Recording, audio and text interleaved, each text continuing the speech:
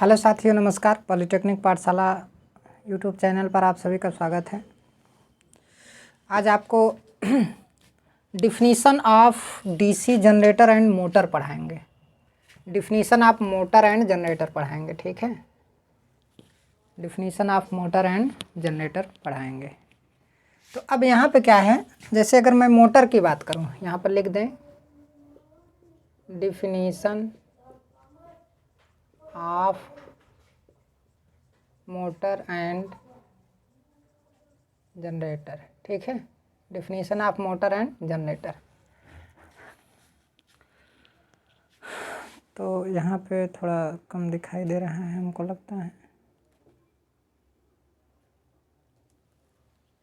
फिलहाल छोड़िए, थोड़ा और तरीके से लिखते हैं।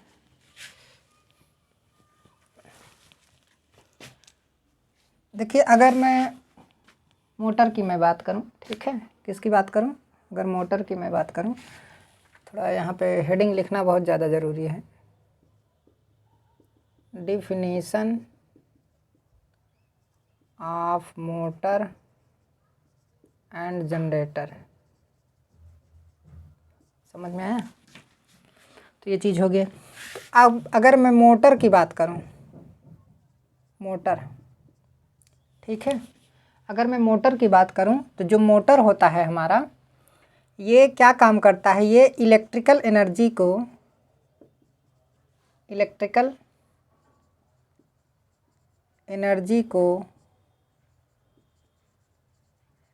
मैकेनिकल एनर्जी में कन्वर्ट करता है। इलेक्ट्रिकल एनर्जी को किस में कन्वर्ट करता है, मैकेनिकल एनर्जी में कन्वर्ट करता है। अब ये जो मैकेनिकल एनर्जी जिसका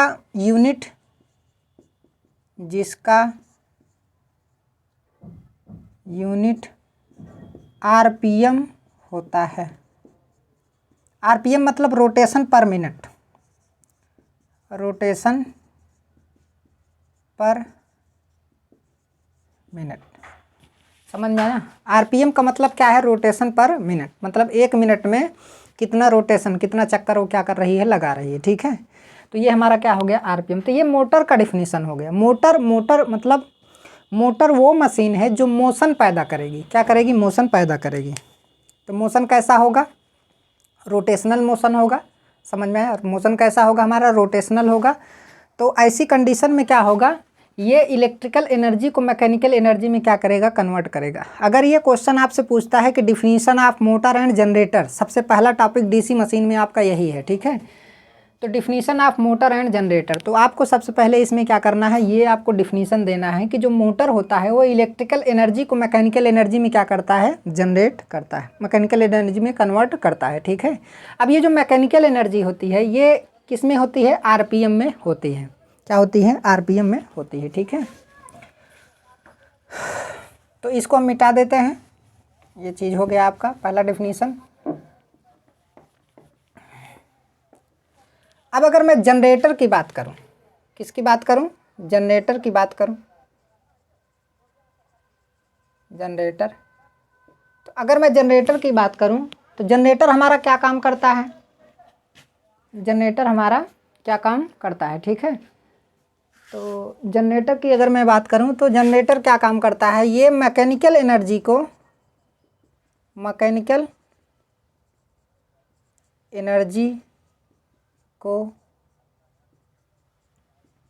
इलेक्ट्रिकल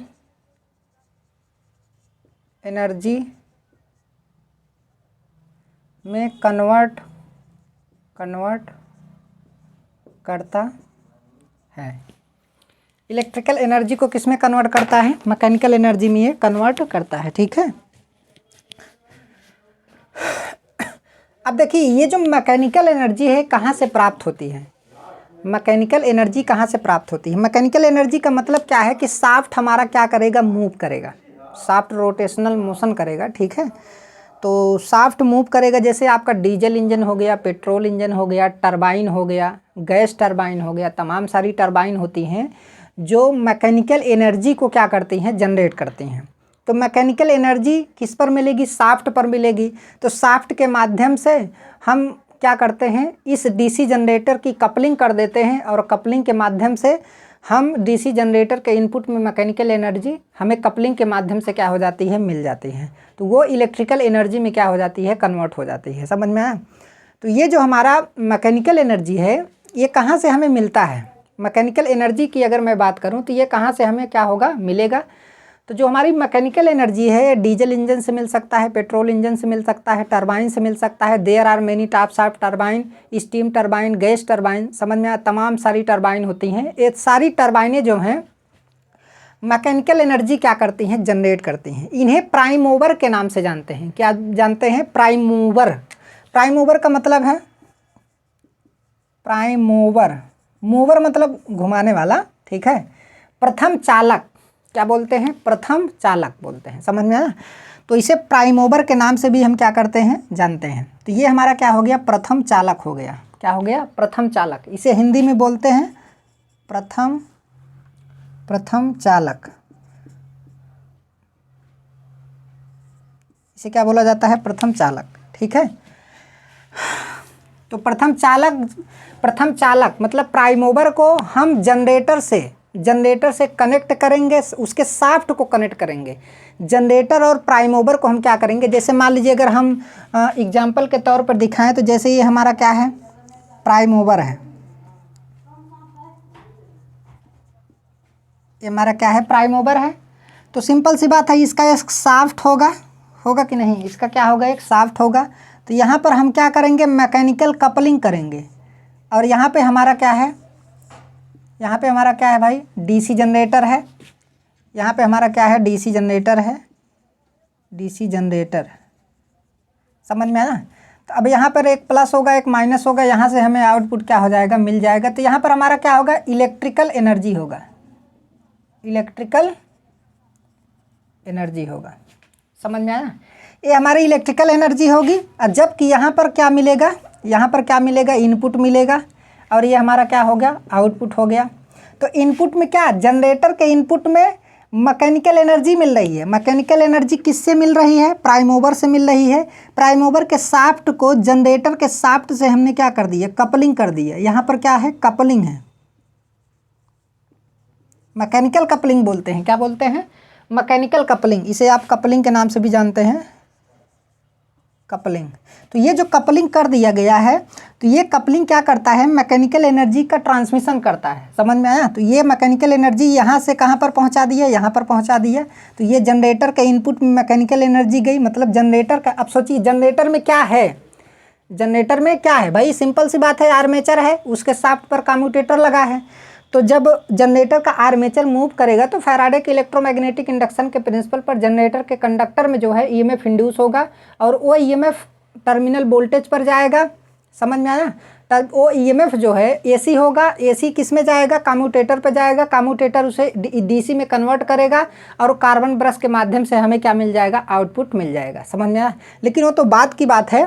अभी फिलहाल यहाँ पर ये देखिए कि जैसे ये प्राइम मूवर है, अब प्राइम मूवर के रूप में देखिए, अब एक चीज़ और ध्यान दीजिए, यहाँ पर जो डीसी मोटर है ना, यहाँ पर जो डीसी मोटर है हमारा, वो भी प्राइम मूवर का काम कर सकता है, क्योंकि डीसी मोटर भी तो मैकेनिकल एनर्जी जनरेट कर रहा है। इससे पहले अभी हमने आपको डिफिनीशन क्या किया, पढ़ाया। तो डीसी मोटर भी प्राइम मूवर हो सकता है, डीजल इंजन भी, पेट्रोल इंजन भी, गैस टरबाइन भी, भाप टरबाइन भी, जितने प्रकार के टरबाइन हैं, समझ में आया, डीजल इंजन, पेट्रोल इंजन, सब तमाम सारी चीज़ें, ये सब के सब क्या है, मैकेनिकल एनर्जी जनरेट करती हैं। तो मैकेनिकल एनर्जी अगर एक जनरेटर को देना है उसके इनपुट में, तो जनरेटर के शाफ्ट को प्राइम मूवर के शाफ्ट से मैकेनिकली कपलिंग करेंगे, मैकेनिकल कपलिंग करेंगे, तब जा कर के प्राइम मूवर की मैकेनिकल एनर्जी हमें किससे मिल पाएगी, जनरेटर को मिल पाएगी, और आउटपुट इलेक्ट्रिकल एनर्जी क्या होगी, जनरेट होगी। समझ में आया? ये बात तो आपको समझ में आ गई होगी। तो ये आपको जानना बहुत ही ज़्यादा ज़रूरी है। तो यहाँ पर मोटर, जनरेटर, टरबाइन, ये सब क्या है, मतलब मोटर हो गया, टरबाइन हो गया, डीजल इंजन हो गया, पेट्रोल इंजन हो गया, ये सब के सब क्या है, मैकेनिकल एनर्जी जनरेट करते हैं। इन्हें प्राइम मूवर के नाम से भी हम क्या करते हैं, जानते हैं। ठीक है, इतना तो डिफिनीसन आपको समझ में आ गया हो गया। लेकिन अभी भी definition of motor and generator, definition of motor and generator में ये सारी चीज़ें आएंगी। अगर ये क्वेश्चन अगर आपसे पूछा जाता है तो आप अच्छे तरीके से इसकी डिफिनीशन को क्या करेंगे, लिखेंगे। यहाँ से कंपटीशन एग्जाम में क्वेश्चन भी क्या किया जाता है, पूछा जाता है, ठीक है। अब ध्यान से देखिए, अब जैसे मान लीजिए मोटर है हमारा, क्या है, मोटर है। तो मोटर हमारा क्या है, अब मोटर से भी चला सकते हैं। यहाँ पे देखिए मोटर, ये हमारा क्या है, मोटर है। अब मोटर क्या, मोटर भी एक प्रकार का क्या है, प्राइम मूवर है। मोटर भी एक प्रकार का क्या है, प्राइम मूवर है। तो मोटर का देखिए शाफ्ट, मोटर का शाफ्ट यहाँ पे हम क्या कर देंगे, जोड़ देंगे। अब यहाँ पे हमारा क्या होगा, जनरेटर होगा, जनरेटर होगा। तो जब यहाँ पर इनपुट मिलेगा मैकेनिकल, इनपुट क्या है, मैकेनिकल है, मैकेनिकल एनर्जी है, और आउटपुट क्या मिलेगा, इलेक्ट्रिकल एनर्जी मिलेगा। समझ में आया। लेकिन बात यह है कि यहाँ पर देखिए मोटर जो है ना, ये जो हमारा मोटर है, इसे भी ऑपरेट कराने के लिए क्या दिया जाता है, डीसी सप्लाई दी जाती है। यहाँ पर क्या देंगे, डीसी सप्लाई देंगे। जब डीसी सप्लाई देंगे तो ये क्या होगा, डीसी सप्लाई देंगे तो ये क्या करेगा, जब मोटर से हमें जनरेटर को चलाना होता है, मैं तब की बात कर रहा हूँ, समझ में आया। तो यहाँ पर डीसी हम इनपुट देंगे और ये इसका क्या होगा, आउटपुट होगा। अब ये इसका आउटपुट होगा, ये जनरेटर के किसका काम करेगा, इनपुट का काम करेगा। ये चीज़, ये कॉन्सेप्ट आप यहीं पे समझ लीजिए, ठीक है। जैसे अगर मोटर से हमें चलाना है, ठीक है, मोटर से हमें इस जनरेटर को चलाना है, तो हमें सबसे पहला काम ये करना पड़ेगा कि जनरेटर के शाफ्ट को मोटर के शाफ्ट से हम मैकेनिकली कपुल्ड कर देंगे। समझ में आया। उसके बाद क्या है, मोटर को ऑपरेट कराने के लिए हम इनपुट में डीसी देंगे। इनपुट में क्या देंगे, मतलब कोई भी इलेक्ट्रिकल एनर्जी देंगे, ज़रूरी नहीं है कि डीसी ही दें। यहाँ पर क्या दें, इलेक्ट्रिकल एनर्जी देंगे। इलेक्ट्रिकल एनर्जी जब देंगे तो ये क्या मोटर के इनपुट के लिए जाएगा, तो इसमें जाएगा तो ये इसका क्या करेगा, मूव करेगा। अब मूव करेगा तो मैकेनिकली कपुल्ड है तो ये भी मूव करेगा। तो जनरेटर के लिए देखिए, मोटर का आउटपुट जनरेटर के लिए किसका काम होता है, इनपुट का काम होता है। समझ में आया। तो अब यहाँ पे क्या होगा, ये जनरेटर का शाफ्ट हमारा घूमेगा, आर्मेचर घूमेगा, फ्लक्स कटेंगे, ईएमएफ प्रोड्यूस होगा, आउटपुट में वोल्टेज हमें क्या होगा, मिलेगा। तो ये हमारा क्या हो गया, आउटपुट हो गया। समझ में आया। ये हमारा क्या हो गया, आउटपुट हो गया। तो यहाँ पर ध्यान से देखिए, तो ये हमारा इनपुट हो गया, हमारा क्या हो गया, आउटपुट हो गया। तो इस तरीके से मोटर भी हमारा प्राइम मूवर का काम कर सकता है। समझ में आया। तो ये इसे क्या बोला जाता है, इसे बोला जाता है मोटर जनरेटर सेट।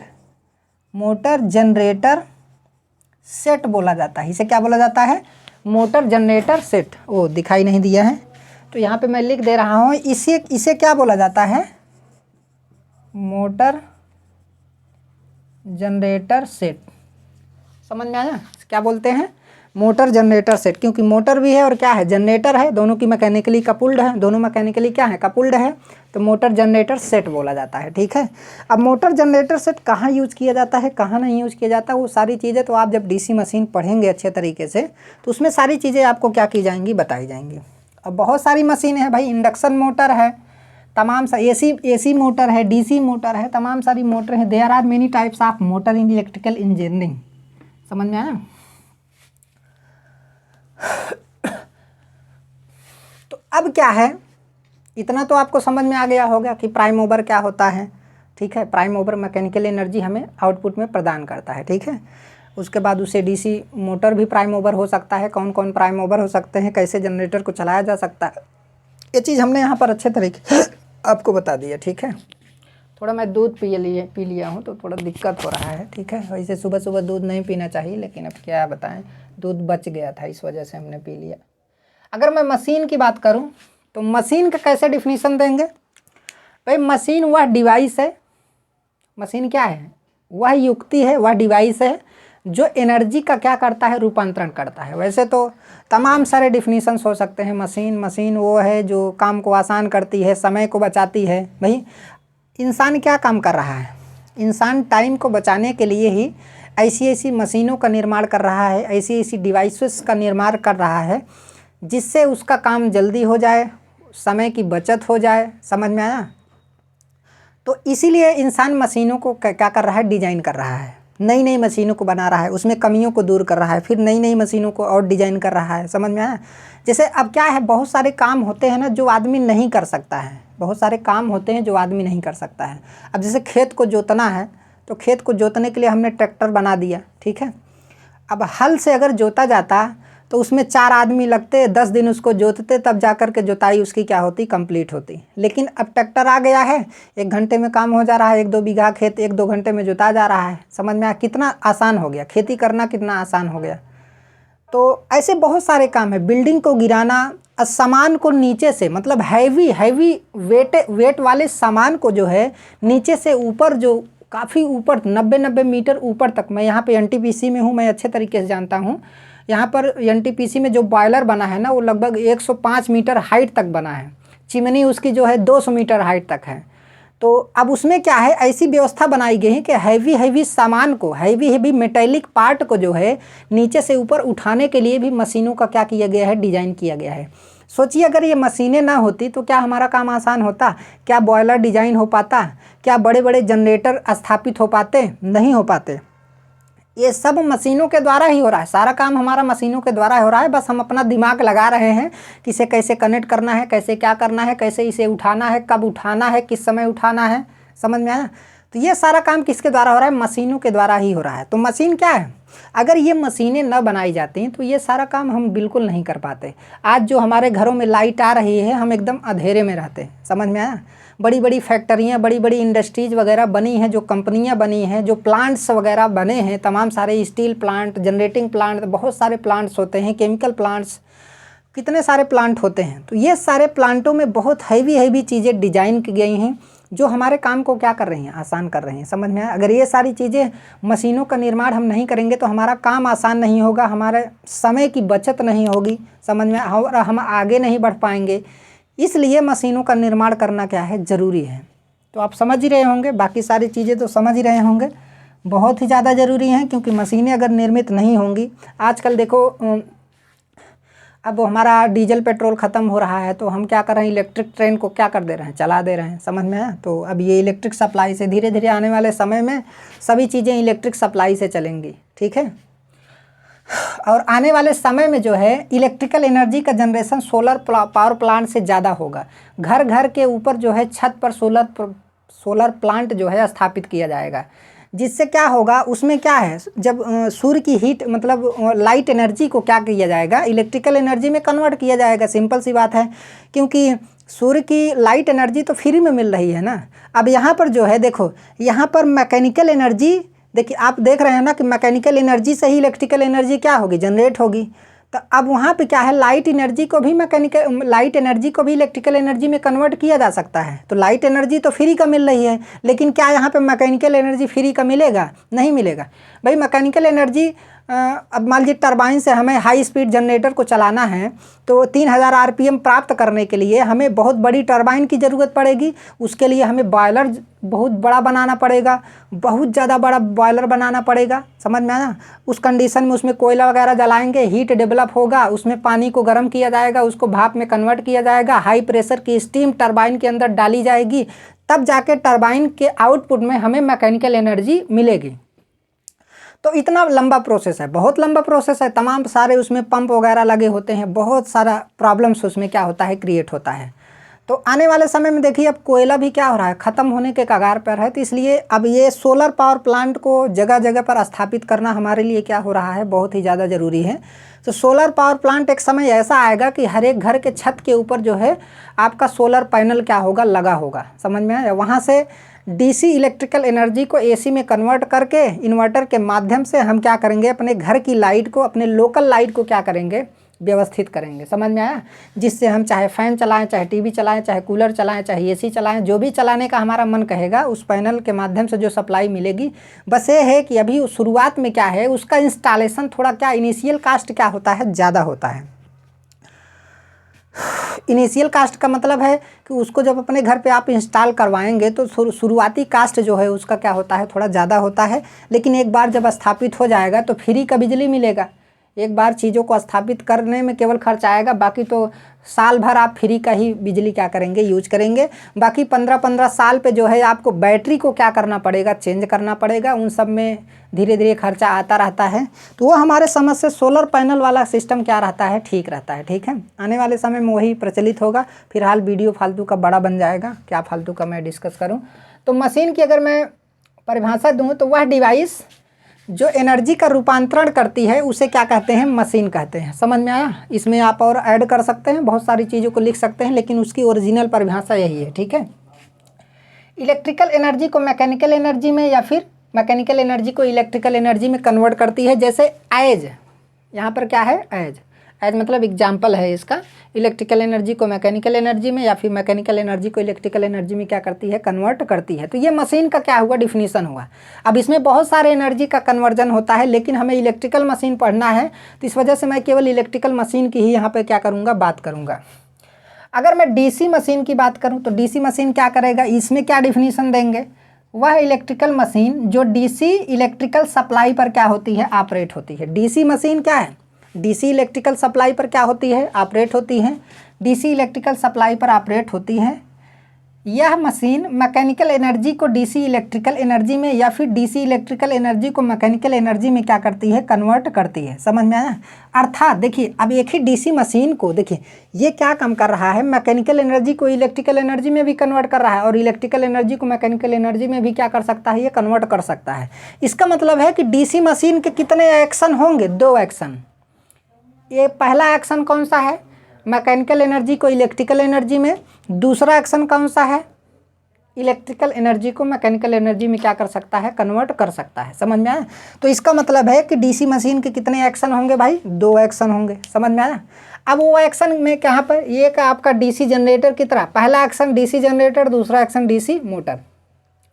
तो डीसी जनरेटर क्या है, डीसी जनरेटर वह इलेक्ट्रिकल मशीन जो मैकेनिकल एनर्जी को डीसी इलेक्ट्रिकल एनर्जी में क्या करता है, कन्वर्ट करता है, उसे डीसी जनरेटर के नाम से क्या करते हैं, जानते हैं। समझ में आया। ये तो आपको पहले ही बताया जा चुका है, वही चीज़ें घुमा फिरा के लिखी जा रही हैं। समझ में आया, वही चीज़ें लिखी जा रही हैं, लेकिन मेन बात यह है कि आपको इसी तरीके से एग्जाम में क्या करना है, लिखना है। और ये क्वेश्चन क्या किया जाता है, पूछा जाता है, तो इस वजह से मैं इसे बता रहा हूँ कि कैसे आपको लिखना है। अब यहाँ पर क्या है, एनर्जी में कन्वर्ट करती है, उसे डीसी जनरेटर कहते हैं। समझ में आया। अब मैकेनिकल एनर्जी को टरबाइन, देखिए मैकेनिकल एनर्जी को टरबाइन, ये चीज़ लिखना आपके लिए बहुत ज़रूरी है। Turbine, diesel engine, petrol engine, etc के द्वारा क्या किया जाता है, प्राप्त किया जाता है। मैकेनिकल एनर्जी जिस मशीन के द्वारा प्राप्त होता है उसे प्राइम मूवर कहते हैं। यहाँ पर अब एक चीज़ और ध्यान दीजिए, मैकेनिकल एनर्जी जिस मशीन के द्वारा प्राप्त होता है उसे क्या बोलते हैं, प्राइम मूवर कहते हैं। क्या बोलते हैं, प्राइम मूवर कहते हैं। समझ में आया। अब यहाँ पे क्या है, डीसी मोटर की अगर मैं बात करूँ तो वह इलेक्ट्रिकल मशीन जो डीसी इलेक्ट्रिकल एनर्जी को मैकेनिकल एनर्जी में कन्वर्ट करती है उसे डीसी मोटर कहते हैं। चूँकि डीसी मोटर के आउटपुट में मैकेनिकल एनर्जी प्राप्त हो रही है, इसलिए डीसी मोटर या मोटर को प्राइम मूवर भी कह सकते हैं, क्योंकि इसके आउटपुट में मैकेनिकल एनर्जी प्राप्त हो रही है, तो ये भी प्राइम मूवर का क्या कर सकता है, काम कर सकता है। समझ में आया। अब यहाँ पर ध्यान से देखिए, यहाँ पर एक चीज़ आपको लिखना ज़रूरी है कि जैसे डीसी जनरेटर या फिर जनरेटर, आप यहाँ पे केवल जनरेटर लिखिए, क्योंकि सभी जनरेटर के लिए वही फंक्शन है। जनरेटर को चलाने के लिए दिखाई दे रहा है, जनरेटर को चलाने के लिए प्राइम मूवर का आउटपुट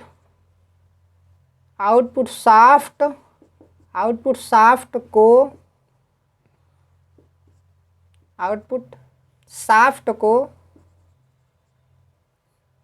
जनरेटर के इनपुट साइड में शाफ्ट को मैकेनिकली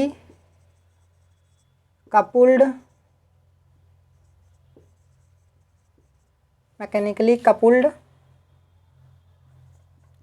करना पड़ता है। जनरेटर को चलाने के लिए प्राइम मूवर का आउटपुट साइड में, प्राइम मूवर के आउटपुट साइड में शाफ्ट को जनरेटर के इनपुट साइड में शाफ्ट को मैकेनिकली कपुल्ड करना पड़ता है। समझ में आया। तो ये चीज़ आपको लिखना आपके लिए क्या है, बहुत ही ज़्यादा ज़रूरी है। नोट करके इसको आप क्या कर लीजिए, लिख लीजिए। समझ में आया? तो आज का क्लास यहीं तक। बहुत बहुत धन्यवाद। हम कोशिश कर रहे हैं और हमें विश्वास है कि आप लोग वीडियो को ज़्यादा से ज़्यादा शेयर करेंगे। शेयर करते रहिए, सारी चीज़ें आपको मिलेंगी, हर सेमेस्टर में मिलेंगी। लेकिन आप लोग अगर साथ नहीं देंगे तो हम पढ़ा ही नहीं पाएंगे, सिंपल सी बात है। तो इसलिए कोशिश कीजिए ज़्यादा से ज़्यादा लोग वीडियो को देखें तो हमें अच्छा लगेगा। कम से कम कुछ नहीं तो 500-600 व्यूज़ तो आने ही चाहिए। हमें ये लगेगा कि हाँ, कम से कम हमसे जो है 400-500 लड़के क्या हैं, जुड़े हुए हैं। अभी तो ज़्यादा व्यूज़ आता नहीं है, कभी 100, कभी 150, कभी कुछ ऐसे ही आ रहा है। तो क्या होता है ना कि जब व्यूज कम आता है ना तो पढ़ाने का कम मन करता है। मैं इतना अच्छे तरीके से मैं डीपली पढ़ा रहा हूँ, एक पढ़ने वाला स्टूडेंट जो है अच्छे तरीके से समझेगा कि कैसे पढ़ाया जा रहा है। समझ में आया? लेकिन फिर भी कुछ लोग क्या काम करते हैं, लाइक भी नहीं करते हैं और डिसलाइक भी कर दें तब वो, चलो ठीक है डिसलाइक आ रहा है इसका मतलब वीडियो नहीं पसंद आ रहा है, तो कोई और तरीका हम अपनाएंगे।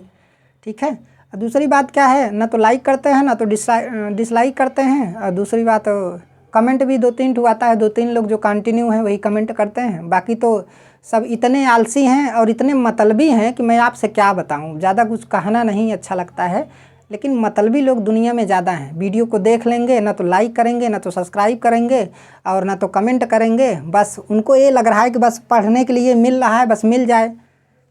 तो ये अच्छा नहीं लगता है। ठीक है, आप लोग वीडियो को ज़्यादा से ज़्यादा शेयर कीजिए, सारी चीज़ें आपको मिलेंगी। समय से सिलेबस ख़त्म होगा। हमारे अंदर तो इतनी कैपेसिटी है कि मैं अगर 2 दिन पढ़ा दूँ ना तो इलेक्ट्रिकल मशीन आपका डीसी मशीन ख़त्म हो जाएगा। मैं 10 दिन कायदे से पढ़ा दूँ तो डीसी मशीन में इलेक्ट्रिकल मशीन में ट्रांसफार्मर और डीसी मशीन क्या किया जा सकता है, ख़त्म किया जा सकता है। डिजिटल इलेक्ट्रॉनिक्स केवल 3 दिन का टॉपिक है, अगर मैं 3 दिन पढ़ा दूँ तो डिजिटल इलेक्ट्रॉनिक्स ख़त्म हो जाएगा। लेकिन क्या है, आप लोगों को भी तो साथ देना पड़ेगा ना। आप नहीं साथ देंगे तो मन नहीं लगता है, ये आप लोग समझ सकते हैं। ठीक है, धन्यवाद।